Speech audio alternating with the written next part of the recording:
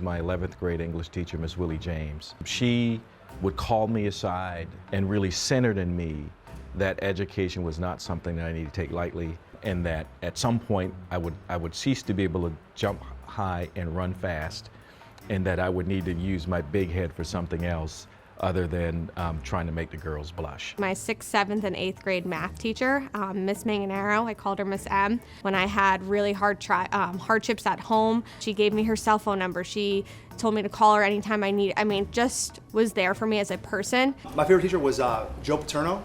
He was a language arts teacher in 10th grade. He just old hippie and just really inspired me to better myself through education. It is definitely Miss Henderson.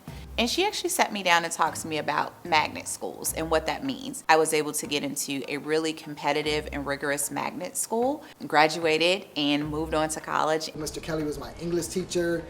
He was super cool and kind of radical. He was kind of like a child of Woodstock, but he drove a Harley to school, and he wasn't really bought into the establishment, but he was wicked smart and he pushed you to the limit. But he recognized my intellect and pushed me to display that, and taught me a lot of life lessons at the same time. So it was always a lot of fun interacting with Mr. Kelly. Mr. Jake Newton, who was a math teacher in high school, and he told me as a young African-American girl that I was good at math. I remember when the light bulb went off for me when I discovered algebra and how I enjoyed it. And that then helped to chart my collegiate career by securing a degree in math and statistics. So I remember how he introduced the concepts of algebra and how I knew I could do it and how he encouraged me along the way.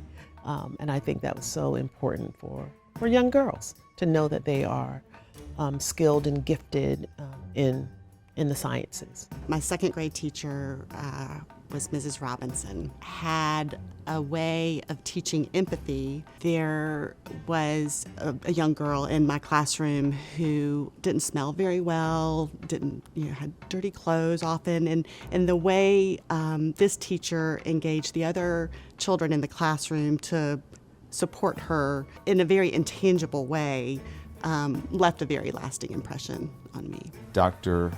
Bernard Zeedman. He was an AP English teacher at Greenville High School, and the class was incredibly challenging. He challenged all of us to do, more critical thinking and writing and, reading text than I'd ever really imagined that I could do. And he also saw me not giving as much effort as I could and called me out for that, and it really made me step my game up. J.C. Phelps, an AP English course my senior year of high school. He would bunch our desks together and make learning more casual, more fun, more interactive, more engaging. So we would learn about Greek and Roman mythology, or read poetry, or dive deep into, historical literature works, and he made it fun. Ms. Booser taught algebra in high school. She taught a lot of math in high school, but I first met her in Algebra 1. And Ms. Booser just pushed the work at you and pushed the work at you. And I'm saying, whoa, stop this. And Ms. Booser said, no, I see something in you. And I thought, this woman's crazy. But she kept saying it, and pretty soon I believed it. My favorite teacher was my 11th grade pre-calculus teacher, Mr. LaFerrier. He made a very hard subject in pre-calculus become fun. Oh, God, there's so many.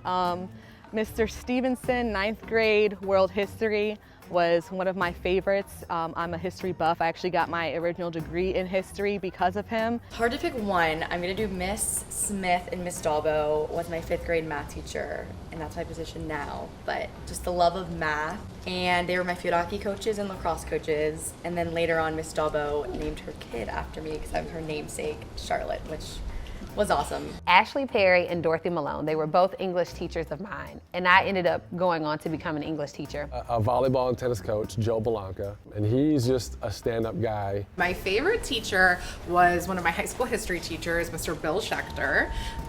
He was just an amazing teacher. He taught us about Thoreau, used to take us to read poetry in the woods of Walden Pond.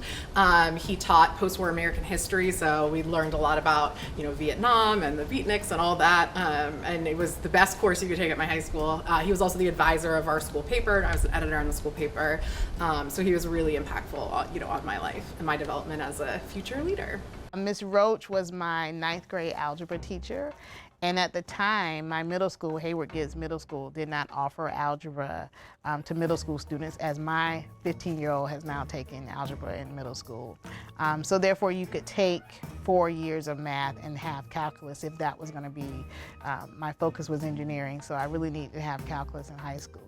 And so at 9th grade, I took algebra from Ms. Roach, and Ms. Roach talked to our parents, and she said, well, in order for them to take calculus, which I want them to do, they need to go to summer school. Well, telling a 9th grader that they have to go to summer school, and summer school wasn't always looked at as, a positive thing. So I'm like, why am I going to summer school? But it afforded me the opportunity to take another math over the summer and then be prepared and be able to have enough, course load to take calculus as a senior. And that propelled me also to be prepared to go into engineering in undergrad.